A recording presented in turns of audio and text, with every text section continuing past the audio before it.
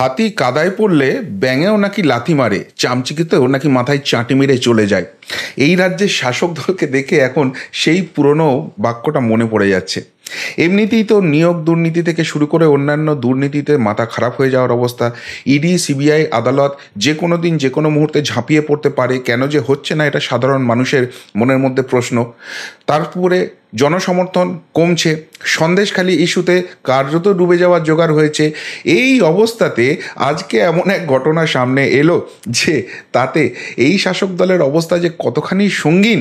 এদের সোকল সংগঠন বলে কিছু নেই, উপরতলার সঙ্গে নিচুতলার কোনো যোগাযোগ নেই, এবং একে অপরের প্রতি একটা যে বিতৃষ্ণার জায়গা তৈরি হয়ে গেছে, অবিশ্বাসের বাতাবরণ তৈরি হয়ে গেছে, সেই সমস্ত ছবি সামনে চলে এলো।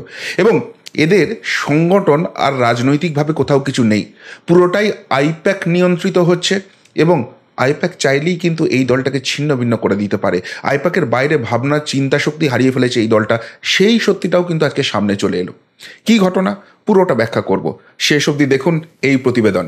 নমস্কার প্রিয় বন্ধু, মিডিয়ায় আপনাদের স্বাগত এবং আপনারা দেখছেন প্রিয় বন্ধু বাংলা, সত্যের সন্ধানে সর্বদা আমি শুদ্ধশীল। বন্ধুরা, 2021 সালের নির্বাচনে এই শাসক দলকে নির্বাচনী বৈতরণী পার করে দিয়েছিল আইপ্যাক, প্রশান্ত কিশোরের সংস্থা।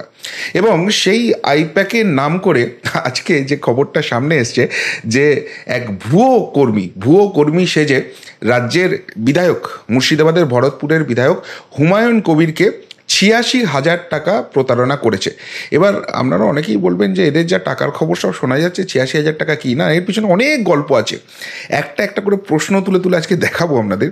তো যাই হোক, 86,000 টাকা তার কাছ থেকে প্রতারণা করেছে, তিনি পুলিশে জানিয়েছিলেন এবং পুলিশ তড়িৎ গতিতে তদন্ত করে শেখ শাহজাহানকে খুঁজে না পেলেও এই ভুয়ো আইপ্যাক কর্মীকে তারা কিন্তু খুঁজে পেয়েছে।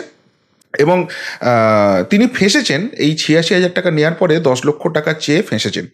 কেন ওকে প্রতারণা করা হয়েছে না, হুমায়ুন কবিরকে মন্ত্রিত্ব পাইয়ে দেওয়া হবে, লোকসভা নির্বাচন আসছে, দলের বড় পদ পাইয়ে দেওয়া হবে, এই সব বলা হয়েছিল। এবং হুমায়ুন কবির তার দাবি অনুযায়ী ভুলে 86,000 টাকা দিয়ে দিয়েছিলেন।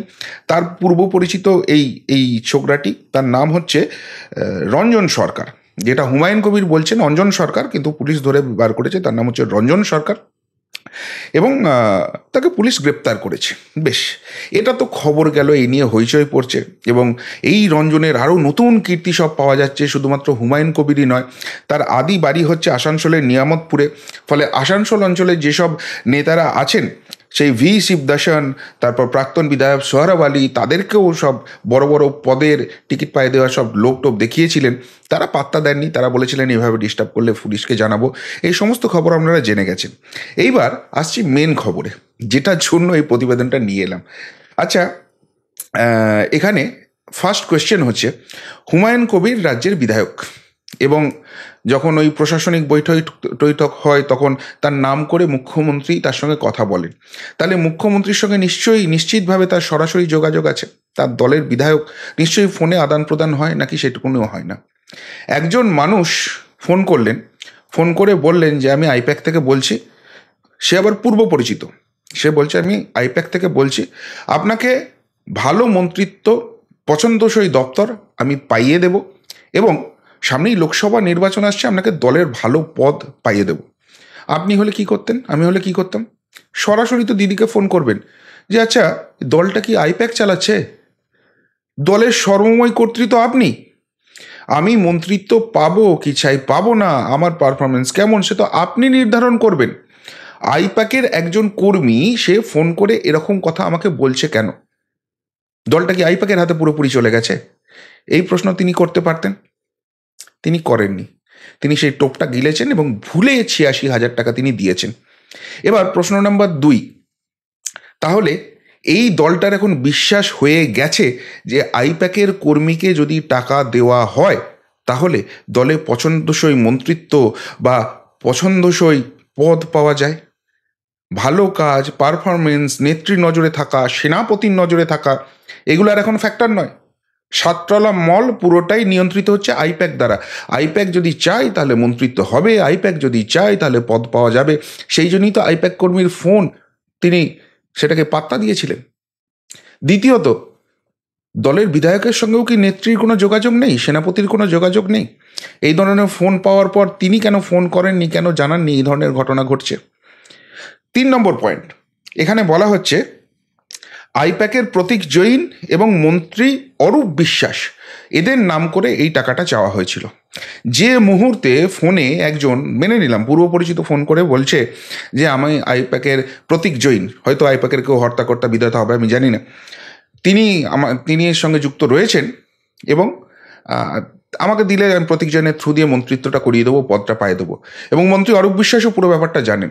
তাহলে নিশ্চয়ই কি দলের মধ্যে এরকম কোনো ব্যাপার আছে যে প্রতীক জৈন, অরূপ বিশ্বাস এদেরকে ধরতে পারলেই ওই মন্ত্রিত্ব এবং পদটা পাওয়া যাবে, এবং সেটা এমনি এমনি হবে না, জনসেবা করে হবে না, টাকা দিয়ে হবে। সেই জন্যই কি টাকা দেওয়ার জন্য তিনি ফাঁসলেন? টাকাটা তিনি দিলেন কিসের জন্য? সবার আগে তো তিনি প্রতীক জৈনকে ফোন করবেন যে আপনার সংস্থা থেকে এরকম কেউ একজন আমাকে ফোন করে বলছে, সত্যি এরকম কোনো ব্যাপার আছে নাকি আইপ্যাকের এই প্রতীক জৈন এমনই উপরিতলা, তাকেও ফোন করলে হুমায়ুন কবিরের ফোন তার কাছে পৌঁছয় না, তিনি ফোন ধরেন না? বা নেত্রী বা সেনাপতি ছেড়ে দিন, অরূপ বিশ্বাসের মতো নেতারাও আর এই হুমায়ুন কবিরদের পাত্তা দেন না বা তাদের সঙ্গে কোনো যোগাযোগ নেই।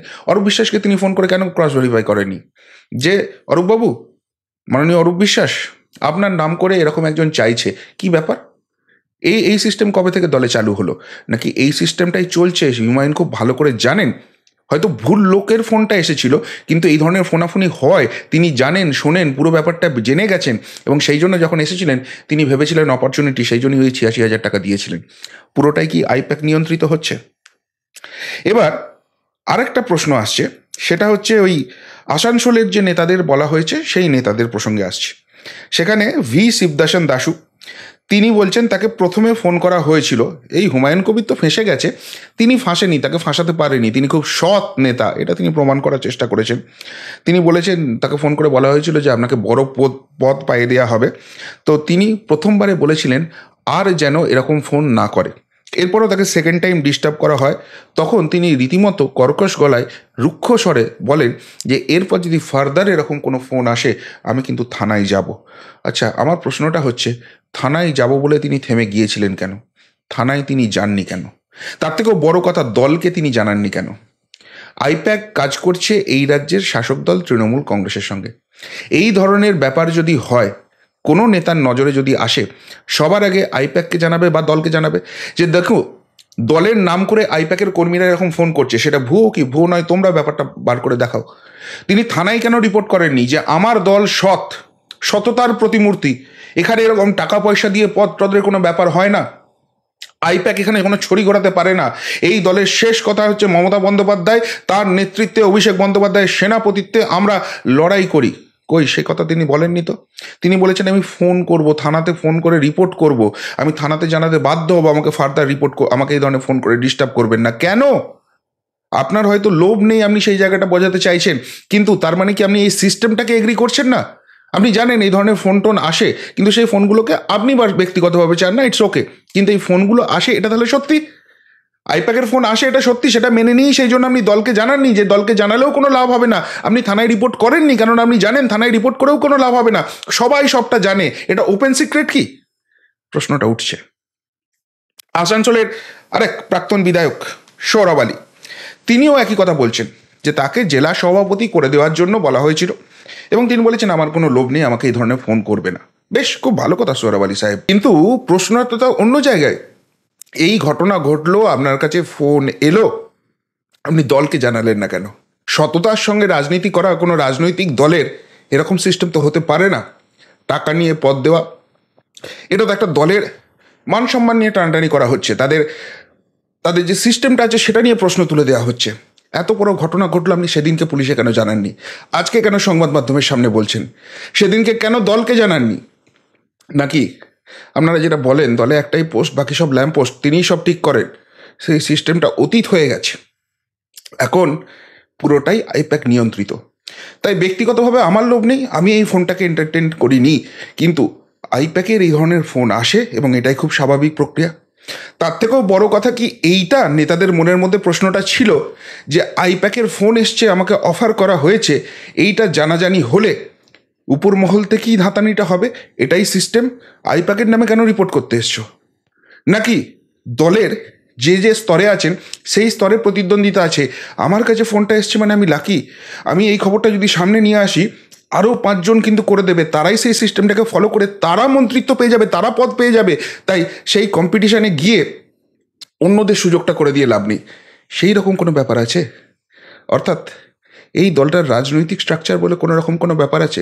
সব থেকে অবাক বিস্ময়কর যে ব্যাপারটা লাগছে, এত বড় ইনসিডেন্ট কেউ রিপোর্ট করছে না এবং কোনো উপরতলাকে জানাচ্ছে না। অর্থাৎ উপরতলা এবং নিচুতলা বা মধ্যতলা যেটাই বলা হোক, দলের একজন অপরজন রাজনৈতিক কর্মীর মধ্যে কোনো কমিউনিকেশন নেই।